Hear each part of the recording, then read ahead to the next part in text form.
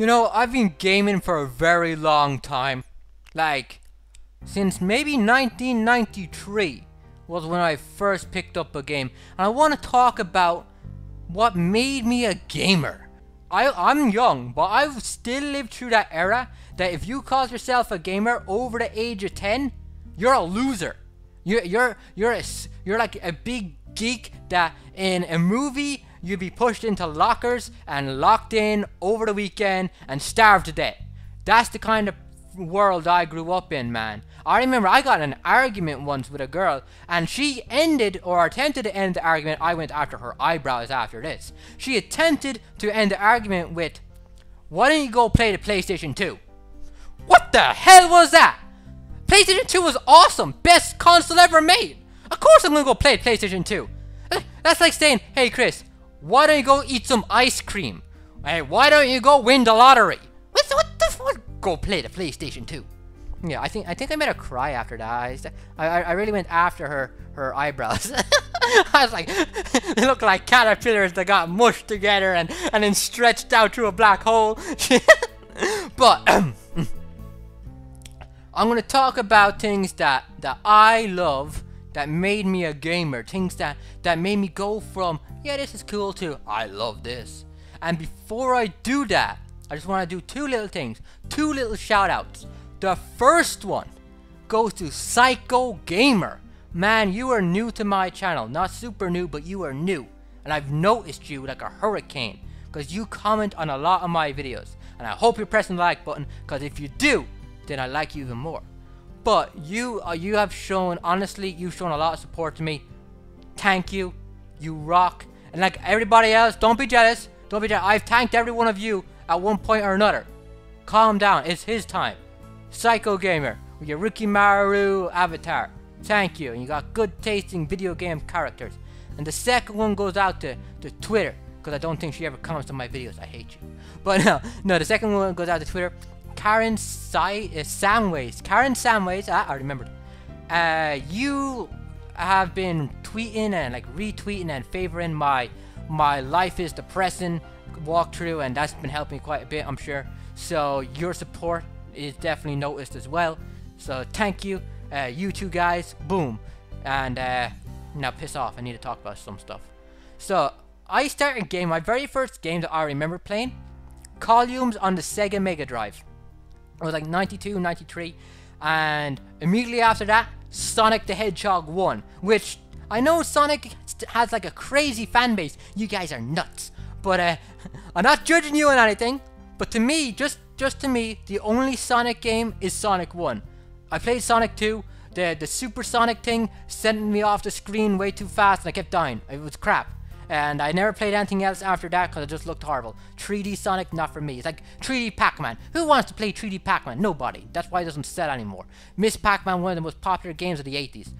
Whatever Pac-Man came out last year, no one talks about, because it's crap. You know, that's negative. Keep the negative out of it. No. So, I went from Columns to Sonic, and I played a few games here and there, but it wasn't until like the late 90s did I really start to see people where I grew up around get into gaming too. And I didn't have a PlayStation. Instead, I had a Sega Mega Drive from my cousin. We visited her in England, and her mother, my mother's sister, her mother said she has that Sega in the Sega Genesis in America. She has the Sega in the box since we got it for her for Christmas. She never plays it. So Chris, why don't you play it? Why don't you keep it? And we took it out of the box in her apartment, started playing it. The girl comes over, she's like, hey, that's mine. She starts playing it with me. She starts loving it. And I was like, oh crap, now she wants to play it. So the last day of the holiday there, the vacation, the mother's like, hey, get the Sega and sneak it into your suitcase and get out. And I was like, okay, you lure her upstairs. And I stole her Sega and I went all the way back to Ireland. That was great. And I got like Revenge of Shinobi, Sonic and Sonic 2, and like Golden Axe, so many games. And I was playing them non-stop. Tiny Toons Adventures. I can go on a rant about that, by the way. I can go on a rant about that. I lent that game, Tiny Toons Adventures and Quack Attack or whatever with Donald Duck, to somebody. that scumbag moved away with my games. Moved away. He left the country, right? So basically I got karma'd. So he moves away after borrowing my games. 2 years have passed. 2 years after that, I'm in class sitting next to somebody, and we start talking about video games. And I'm like 12 years old, and he goes, "Oh yeah, do you remember James?" And I'm like, "Yeah, I remember him. He was a scumbag." And he was like, "Yeah, well, he gave me some games before he left." And I was like, "Oh, what games did he give you?" And he's like, "Oh, what were they called? They were called, because he used to wear his shoes on the wrong feet, purposely. So he was like, they were called Quack Attack and Tiny Toons Adventures." And I was like, my ears were perked, and I was like, "So James gave you 2 games by those names. Do you still have those games?" And this is what he says to me, man. This is what he says to me. "No." I go, "Why?" "I threw them in the mud and I broke them." "Why did you throw them in the mud and break them?" "I didn't want them anymore." I was sitting 2 feet from him, and I took every little piece of energy I could have in my core, and I used it to maintain my arms from enacting revenge against him for what he did to my games. And I never told him they were my games. I just bottled it up, man. Deep inside I went, "Oh, you shouldn't do that to games. That's disrespectful." And the rage, it was like Majin Buu with that. No, you know, all the steam coming out. And he broke them. So he also bought a PS2, and a week later sold it for whatever reason for half the price. He was weird. But yeah, so I was raging, I was fuming, I was so angry.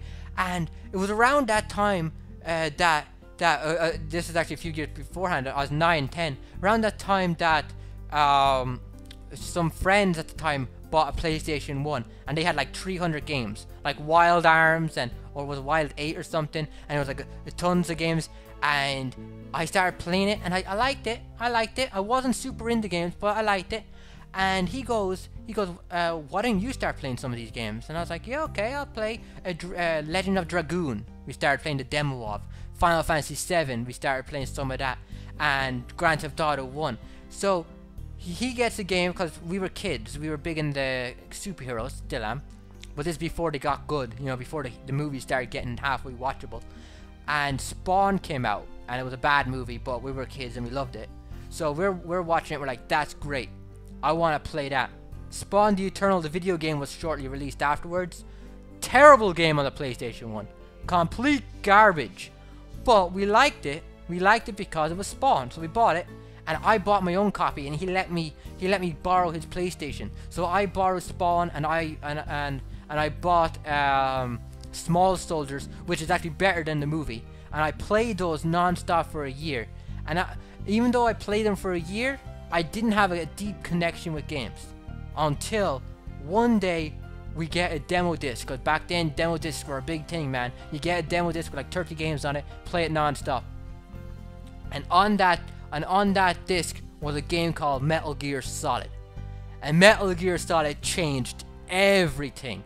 And I mean, it changed how I view not just video games, but characters as a whole in all medium, and real life. It influenced me a lot growing up. Solid Snake is a freaking icon to me. He's an idol.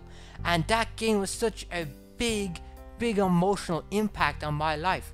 And I remember playing the game and being really angry because 2 days beforehand we rented the Mission Impossible video game, and we were playing it, and it was so bad that we played 10 minutes of it. We rented it for like €5. Yeah, €5, £5. I'm not sure which one it was at the time, but we rented it for 5 something and played it for 5 minutes. Said this is one of the worst games we ever played. Turned it off, went outside. 2 days later, we're playing the Metal Gear Solid demo, and I'm like, "Oh no, it's this Mission Impossible. Oh, this is the worst thing that could happen. I'm not playing this. Turn it off." And my friend goes, "No, calm down. It's something else." We spent 20 minutes trying to crawl underneath the pipe to get to the elevator, because we never played a game before where you could crawl. And when we figured that out and we got to the elevator, this is the moment that I went from games are really cool and fun to games are now my life, and games are now the reason why I am here making this video, and it's all because of Metal Gear Solid. He gets into the elevator and he's wearing his scuba gear. He starts removing the scuba gear, and he takes off the goggles and the mask, throws them on the ground, and I was like, that's really cool. But then it pans out the camera, Snake is standing there, over his head appears Metal Gear Solid, and Snake just goes, and I'm sitting there like, I don't know what just happened, but it's like I seen the light. I've been blind my entire life, and now my world has opened up. After that, I started buying like freaking t-shirts, and I started buying posters. There's a poster over there on that wall. I started buying all kinds of like merchandise, everything I could think of with Metal Gear. It was great. I have Sniper Wolf figure over there. I love it. And I was going to buy at the beginning of the year a 2-foot tall Metal Gear Rex for almost $1,000, but luckily common sense kicked in and said it wasn't worth it, and I couldn't find a place to put it. But Metal Gear Solid made me a gamer, and over the next few years I got into Devil May Cry and Final Fantasy. I love Final Fantasy 8. Everyone's always all about Final Fantasy 7. It's great, but Final Fantasy, I love Squall. Squall's such a dick. I love it. You talk to him about anything, whatever, go talk to a wall. Oh, your mom and your cat died in a car crash, go talk to a wall. You know? And then at the end of the game you find out he's really a sissy, and he's like, oh, I just didn't want to get my feelings hurt, so I was being mean. What?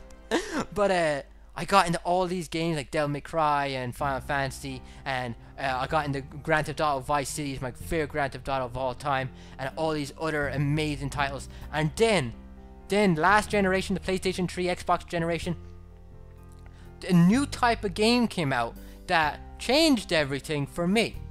Very serious story-based narratives. Now we have games like Haunting Ground. Now we have games like Heavy Rain, and we have games like Life is Strange, and to a lesser degree we have games like Capturing, which is very similar, but those games weren't around back then, and I feel like the further we're getting in, everyone's like the PS2 era is the best. For me it is overall, but now we're getting these amazing, fantastic games. Like you have all those Walking Dead games that everybody loves, and they're just absorbing you, and the immersion is just so strong today, and gaming is better than ever. And now that I'm making Let's Plays and I'm showing you guys these games that I love, I get to introduce everybody to why this game is great, why that game is great, and then you're doing it back to me. You're like, Chris, play Bioshock. And I'm like, no, I don't like Bioshock. I don't like first-person shooters. And you're like, calm down, calm down. We know you don't like first-person shooters. Just play it for 10 minutes and tell me what you think. Play it for 10 minutes. When you're going under the water and you're looking at the city, that was it. I was like, okay, yeah. You got me with it. And yeah, I raged a couple of times because of I picked up on whenever I got a serious radio call that was progressing the story, I got jumped, and I had to focus on killing bitches before I had to listen to the radio, so I missed some plot details because of that. So I did rage a bit, but when the credits rolled, I was so thankful, and I'm still thankful. In fact, I'm angry at myself for not appreciating Bioshock back then as much as I appreciate it now. And it's such an amazing thing. And I want to know what got you into games. What was your very first game? What was the game that made you get hooked? It doesn't have to be your first game, but what was the game what was your Metal Gear Solid? What was the game that you were playing one day and went, holy crap, I don't know what I'm experiencing, but it is brand new and I like it. This feeling inside my body is bringing me all sorts of joy, all sorts. And gaming, magical. People call gaming a false art form, that it's not really art. Screw you. I think gaming is the greatest storyteller on the planet. Not when it comes to dialogue necessarily, you know. Even the best games aren't as good as some of the best movies, maybe not plot-wise, but dialogue-wise. You take out the gameplay of all these great games, and you're gonna be like, that script is pretty weak. But it combines it. It combines visual effects and the assets of your eyes from movies with the atmosphere and the depth from books into one. Like, especially with survival horror games, you play Silent Hill 2 or something, and you're choking as if you're reading a really good horror, you know? You're sitting there and you're like, oh man, this is scaring the crap out of me. But you're seeing it at the same time. And an added effect onto that books and movies try to do but always fail, that games have perfected, you actually play as the character. That is you. Even if it's third person and you're playing as somebody with their own name, their own identity, you're still playing, you're still getting killed. And that's just so amazing. I love games. I'm such a gaming fanboy. But overall, gaming is my life. Gaming has... I'm just rambled like crazy. Gaming has changed me for the better. Gaming has introduced me to new worlds. Gaming has made me a ton of friends, offline and online. I've met many people over the years, and I consider you all a part of my life in one way or another. And it wouldn't be like this if it wasn't for video games.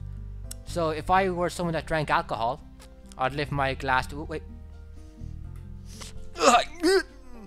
I lift my bottle of water to alcohol.